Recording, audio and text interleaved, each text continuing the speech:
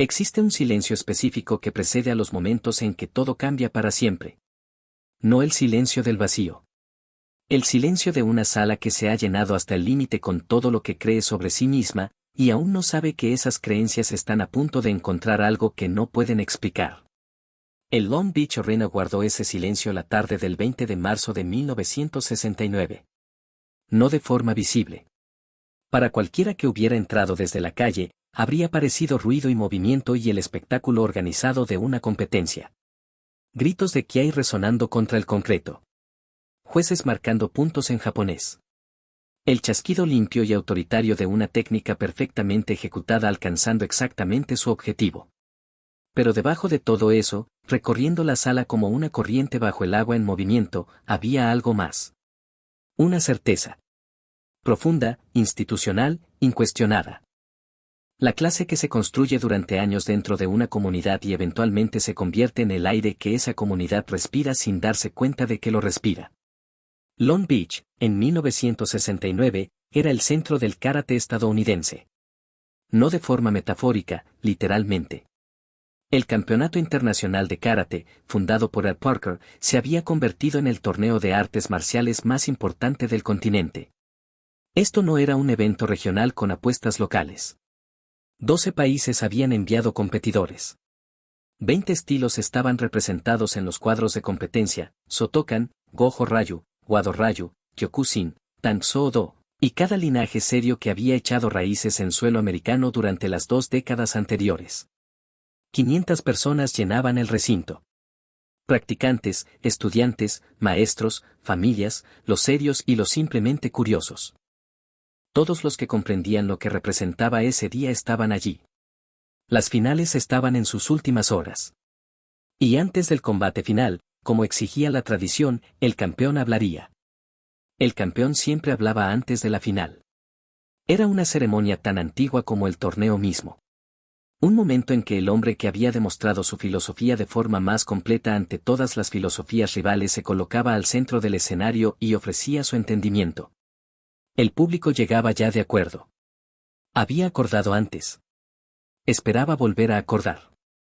Lo que no esperaba, lo que nadie en esa sala tenía razón para esperar, era el momento en que un hombre pequeño en la fila 14 se pusiera de pie y silenciosamente pusiera fin a la certeza sobre la que se había construido esa tarde.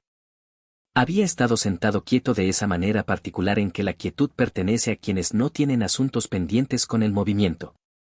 Sin inquietud. Sin inclinarse hacia adelante.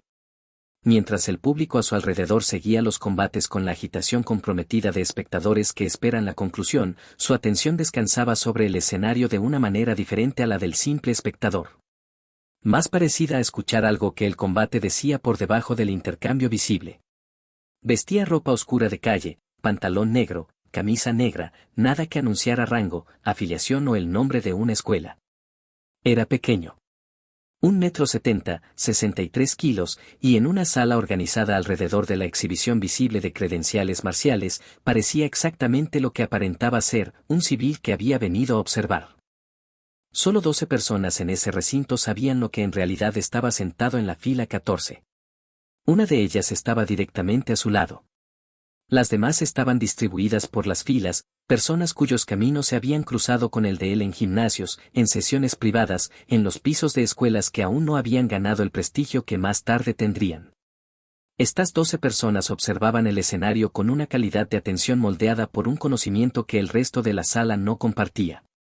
Comprendían lo que la tarde llegaría a ser antes de que hubiera ninguna razón para que lo fuera. Y esperaban, como esperan las personas cuando ya conocen la historia pero aún no han llegado al momento que hace real ese conocimiento.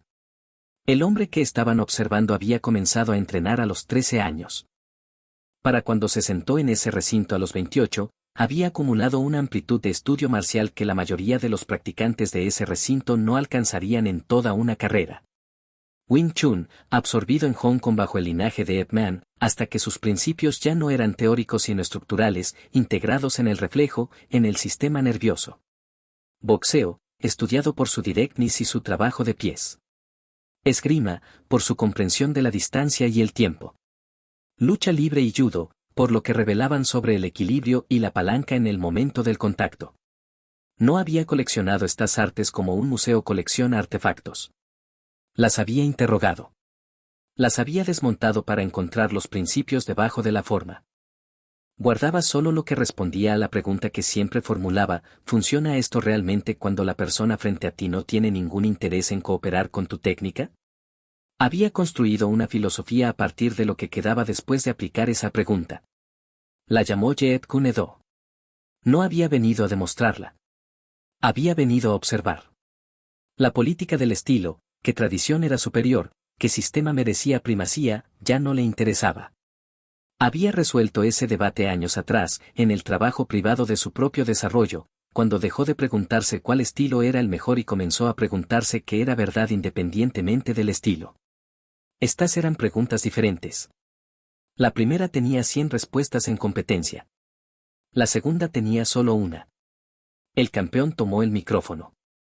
Su nombre era Michael Chen, un nombre elegido para la competencia americana, cambiado desde el nombre de nacimiento chino que no se manejaba fácilmente en el marketing de artes marciales en 1969. 28 años. 1,88 m. 97 kilos de karate Shotokan ensamblados durante 22 años consecutivos de entrenamiento que habían comenzado antes de que pudiera entender lo que estaba construyendo. Cuarto dan cinturón negro.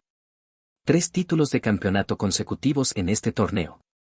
47 combates profesionales sin una sola derrota. Había ganado, por toda medida creíble, el derecho a estar donde estaba. El problema no era su récord. El récord era real. El problema era en lo que su récord se había convertido dentro de su comprensión de sí mismo, lo cual es algo completamente diferente al récord en sí. Existe un tipo de confianza que sigue siendo curiosa sobre sus propios límites y un tipo que ha dejado de creer que los límites aplican. Michael había pasado de uno al otro en algún lugar dentro de la acumulación de 47 victorias y la transición le había sido invisible porque se sentía como sabiduría. Había enfrentado practicantes de Gojo, practicantes de Wado, luchadores de Kyokushin, cada corriente significativa del karate clásico, y había derrotado a cada uno de ellos con el vocabulario Shotokan que había pasado 22 años refinando hasta convertirlo en fluencia. Cada victoria había llevado la misma conclusión aparente: su sistema era superior. La evidencia era consecutiva e inequívoca. Había dejado de tratar esa conclusión como una conclusión y había comenzado a tratarla como un hecho. Su discurso abrió convencionalmente. Gratitud por el torneo.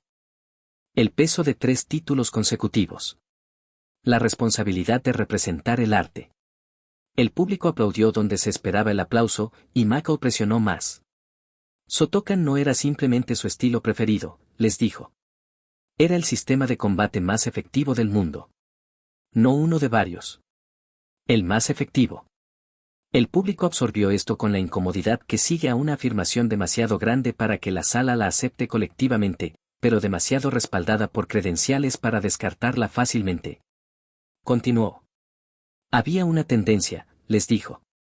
Un entusiasmo creciente por las artes marciales chinas. El Kung Fu. Dijo las palabras con una calidad específica, no exactamente desprecio, sino el tono de alguien que aborda un malentendido antes de que se convierta en un problema. Movimientos floridos. Técnicas impracticables. Coreografía que había adquirido reputación de combate a través de películas y televisión. No estaba descartando las artes marciales chinas como tradición cultural. Respetaba la tradición. Estaba descartando la afirmación de que eran sistemas de combate efectivos. Esa afirmación, dijo, no estaba respaldada por evidencia. Estaba respaldada por la actuación. Y había una diferencia. El recinto había guardado un silencio genuino. Esto iba más allá de lo opinado. Era un desafío envuelto en la retórica de la objetividad y la sala sentía el filo. Extendió la invitación directamente. Cualquier practicante de Kung Fu en el público era bienvenido a subir al escenario. Haría todas las concesiones por la diferencia de tamaño y peso. Simplemente quería que todos en la sala vieran claramente lo que sucedía cuando el espectáculo se encontraba con la realidad.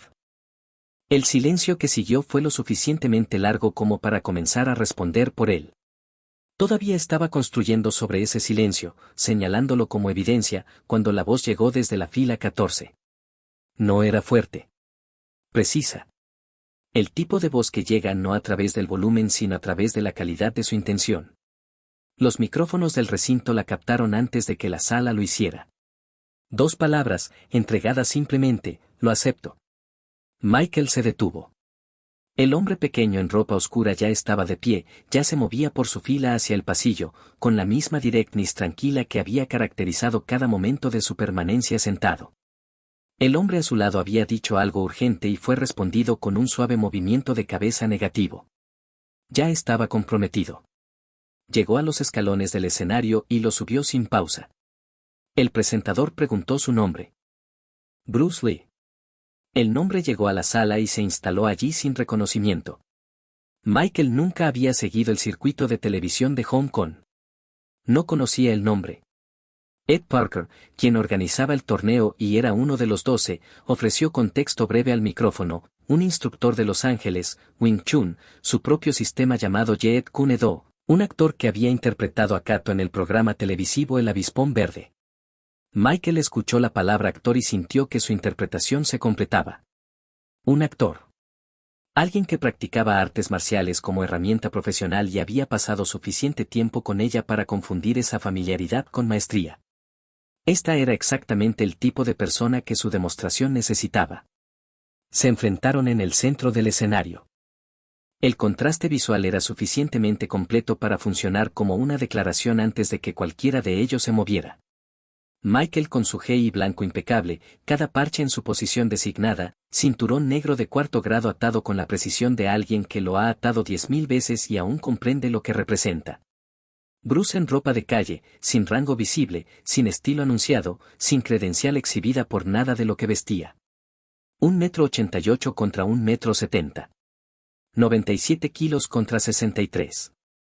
Las 500 personas en ese recinto llegaron al mismo pensamiento simultáneamente, como lo hacen las multitudes cuando la conclusión parece obvia: esto iba a ser breve, y no iba a terminar bien para el hombre más pequeño.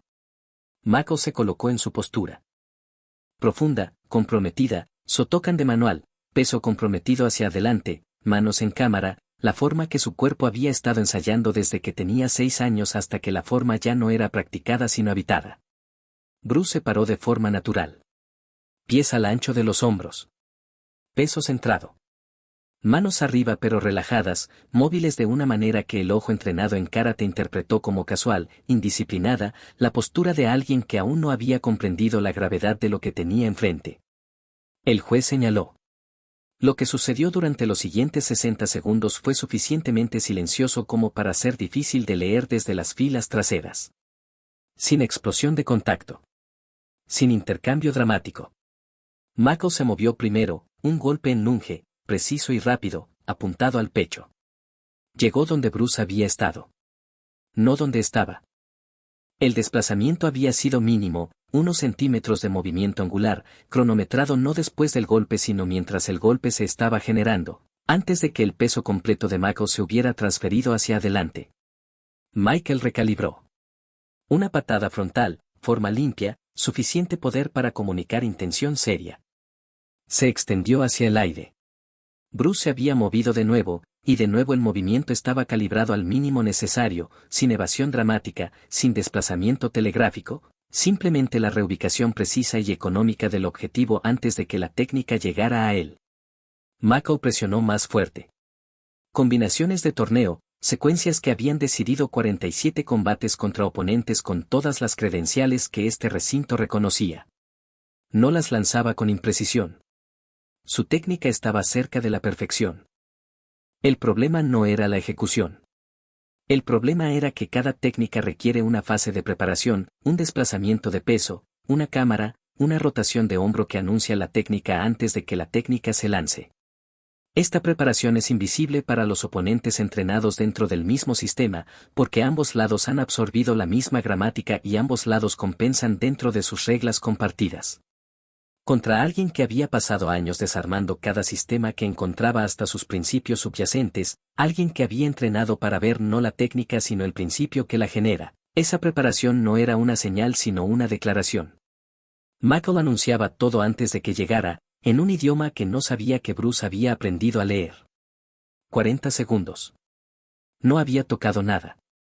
A los 60 segundos, Mako se comprometió con una patada circular completa, alta y poderosa, la técnica en la que confiaba al final de los intercambios, el tipo de remate que había terminado la mayoría de sus 47 combates profesionales.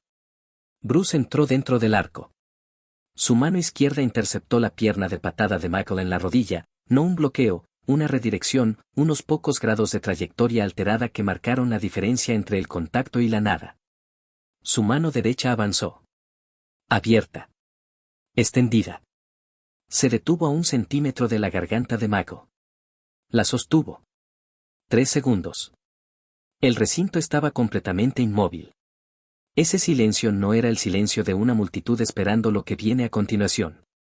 Era el silencio de 500 personas reconociendo simultáneamente que lo que viene a continuación ya había sucedido, que la mano extendida, abierta, a 1 centímetro de la garganta, no era una pausa dramática sino una declaración completa. La mano se había detenido no porque no pudiera continuar. Se había detenido porque continuar era innecesario. Michael se paró dentro de ese centímetro, respirando con dificultad, y sintió la distinción entre esas dos cosas con una especificidad que ninguna comprensión intelectual de la diferencia podría haber producido. Bruce dio un paso atrás. El aplauso que siguió fue diferente a cualquier cosa que el torneo hubiera generado esa tarde. El aplauso de un torneo reconoce lo esperado ejecutado con excelencia. Lo que se movió por el Long Beach Arena en ese momento era otra cosa, el sonido que hace una multitud cuando se le ha mostrado una categoría de cosa que no sabía que existía, y tiene la honestidad de reconocerla por lo que es. Mako se paró en el centro del escenario y no actuó ninguna reacción.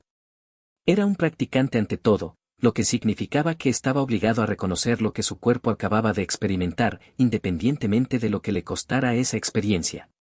Había extendido todo lo que su sistema le había dado para extender. Lo había hecho con 47 combates de técnica probada detrás de él.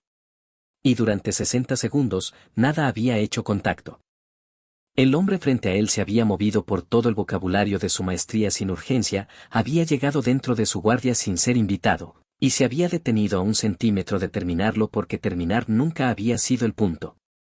Extendió su mano. Bruce la tomó. Michael hizo una pregunta. No para protegerse. No para explicar lo que había sucedido en términos que preservaran su certeza. La hizo desde un lugar debajo de la certeza, desde el lugar al que llega un practicante cuando la evidencia ha llegado finalmente en una forma que el sistema no puede reinterpretar. Preguntó, ¿qué fue eso? Bruce respondió sin construir una explicación. Tu técnica es excelente. Tu base es genuina. Pero estabas peleando con el oponente que esperabas, no con el que tenías enfrente. Ejecutaste lo que tu entrenamiento había preparado.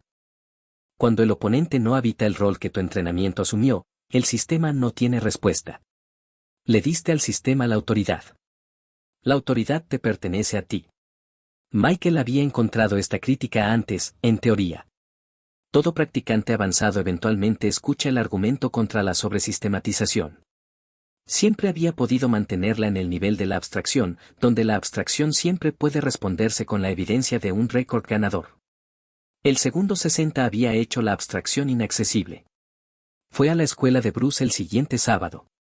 Volvió el sábado siguiente, y cada sábado durante 2 años. Estudió los principios del Wing Chun. Estudió la estructura del Jeet Kune Do. Más precisamente, estudió la disciplina de aprender a responder a lo que realmente estaba presente, en lugar del mapa anticipatorio del combate que su sistema nervioso había pasado 22 años construyendo. No desmanteló su Shotokan. Bruce no tenía ningún interés en el borrado, solo en la expansión. La base se mantuvo. Lo que se añadió debajo de ella era diferente, una comprensión de que la base era un medio, no un fin, y que aquello hacia lo que apuntaba era algo que el campeonato no le había enseñado y no podía enseñarle. Siguió ganando. Pero peleaba desde una fuente diferente. Las técnicas seguían siendo Shotokan. Las reacciones venían de algún lugar hacia el que el Shotokan señalaba pero no habitaba completamente. La noticia del 20 de marzo se movió por las comunidades de artes marciales de todo el país de la manera en que las cosas importantes se mueven por las comunidades cerradas, de forma desigual, cuestionada en algunos círculos, descartada en otros, llevada hacia adelante por las personas que habían estado en la sala y no podían ser convencidas de lo que habían presenciado.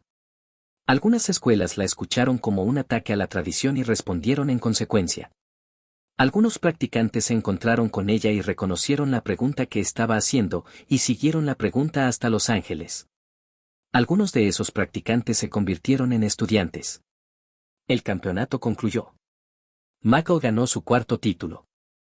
El torneo procedió exactamente como estaba programado, produjo exactamente los resultados que la competencia está diseñada para producir, y fue registrado en los resultados oficiales de 1969 exactamente como aparecía. Nada de esto fue alterado por lo que había sucedido en el escenario antes de la final.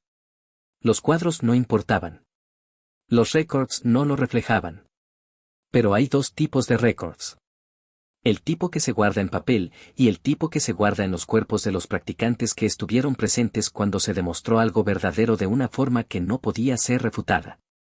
El segundo tipo no requiere documentación oficial. Viaja de manera diferente. Llega a la comprensión de las personas que lo reciben a una profundidad diferente a todo lo que puede catalogarse, y permanece allí más tiempo que todo lo que puede olvidarse.